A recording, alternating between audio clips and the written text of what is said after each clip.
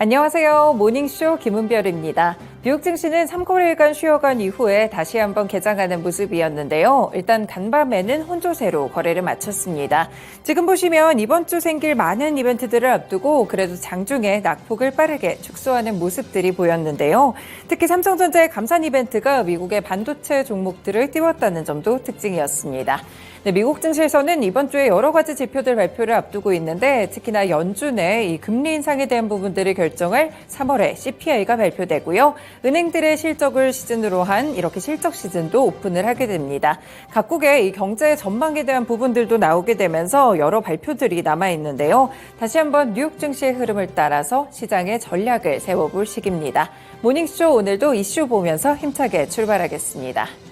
네, 오늘의 첫 번째 이슈는요. 미중 간 대화 모드가 좀 형성되는 분위기입니다. 어느 정도 분위기가 풀리려는 그런 모습들이 나타나고 있는데 제니 옐런 재무부 장관과 지나 러몬도 상무부 장관의 중국 방문이 추진되고 있다는 보도가 나왔습니다.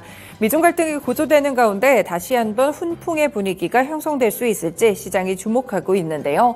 현재 중국 측에서 두 장관을 초청했다고 하고요. 이 구체적인 방안에 대해 논의 중이라고 합니다. 존커비 백악관 전략소통조정관은 바이든 대통령 역시나 시진핑 중국 국가주석과 다시 대화하기를 기대하고 있다며 우리는 적절한 때에 그렇게 할 것이라고 밝혔습니다. 중국의 정찰 풍선 문제로 취소했던 토니 블링컨 미국 국무부 장관의 방중을 성사하기 위한 노력들도 여전히 이어지고 있다고 덧붙였는데요. 한편 제이샴보 재무부 국제담당 차관은 이날 브루킹스 연구소 행사에서 미국이 중국과 디커플링을 하거나 중국의 성장을 제한하는 것이 아니라는 입장을 밝혔습니다. 미국 정부가 때로는 국가안보 차원에서 중국을 상대로 행동해야 되며 불공정한 경제 관행에 늘 맞서겠지만 양국 모두 이익이 되는 경제관계를 구축할 여지가 충분하다라고 강조를 했습니다. 그래서 그동안은 미국과 중국의 갈등이 좀 고조되는 양상이었는데 이번 계기로 조금은 이 갈등이 풀릴 수 있을지 관련 종목들과 더불어서 시장의 분위기 한번 살펴보시면 되겠습니다. 네, 두 번째는 개별적인 소식입니다. 애플과 관련된 소식인데요. 맥의 출하량이 현재 굉장히 급감하고 있다고 합니다. 2분기 연속 역성장이 우려되는 그런 시기인데요. 일단 보시면 아이폰 제조업체 애플의 개인용 컴퓨터 맥 출하량이 1년 전보다 급감한 것으로 나타났습니다. 시장 조사업체 IDC에 따른다면 1월부터 3월까지의 출하량을 보시면 전년 대비 40.5%나 크게 급감하는 모습이었는데요. 전 세계적으로 PC 출하량 자체가 29% 정도 줄어들긴 했지만 그 가운데 40% 줄어든 맥의 경우에는 조금 더 출하량 감소가 심각했다는 분석이 나왔습니다. 지난 4분기 기준 애플의 전체 매출에서 맥이 차지하고 있는 비중은 일단 10% 아래로 떨어진 상황인데요.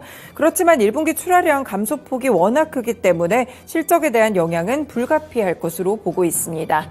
네, 실제 월가에서는 애플에 대해서 1분기 실적 전망을 내놓고 있는데 매출을 918억 1천만 달러에서 988억 4천만 달러 정도에 이를 것으로 보고 있습니다. 만약에 지난해 1분기 매출인 972억 8천만 달러를 넘기지 못하게 된다면 2분기 연속 역성장을 하게 되는데요.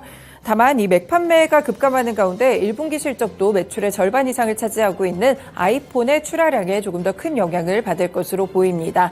일단 맥 쪽에서는 이렇게 감소하는 모습이었는데 아이폰 판매까지 과연 1분기 애플의 실적이 어떻게 나올지 현재 1분기는 애플의 경우에는 다음 달 4일 정도에 실적 발표가 예정돼 있습니다.